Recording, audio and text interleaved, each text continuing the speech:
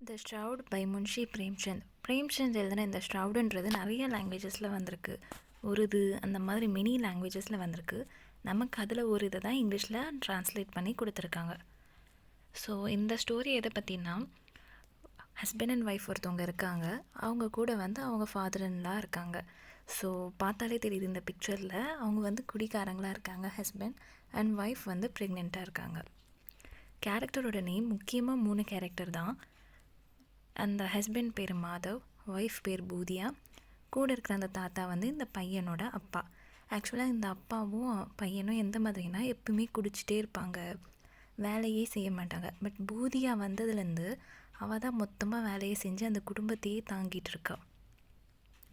வீட்டு வேலை மட்டும் இல்லை, வெளியில் போயிட்டு வயல் வேலை அந்த மாதிரி செஞ்சு அவள் தான் தாங்கிட்டு இருக்கா.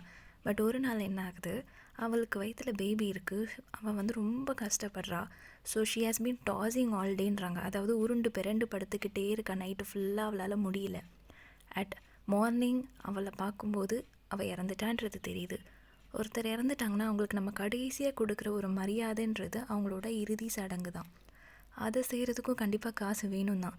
ஏன்னா நம்மளோட இந்தியன்ஸோட முறைப்படி ஒரு டெட் பாடியை வந்து சுற்றி வைக்கிறதுக்கு ஒரு புது துணி தான் போடுவாங்க. That is what called as shroud. இந்த டெம்ப்ளேட்டில் பார்த்தாலே உங்களுக்கு தெரியும், ஒரு டெட் பாடியை சுற்றுறோம் இல்லையா, அதுதான் ஷ்ரவுட். அந்த ஷ்ரவுட் வந்து புது ஷ்ரவுட் தான் போடுவாங்க. அதுக்கு காசு வேணும். ஸோ இவங்கக்கிட்ட காசு கிடையாது. இவங்க ரொம்ப ஏழை. இவங்க எப்படின்னா, அந்த வேலைக்கு ஏதாவது கிடைக்குமா, திருடி சாப்பிட்லாமா, அந்த மாதிரி யோசிக்கிறவங்க.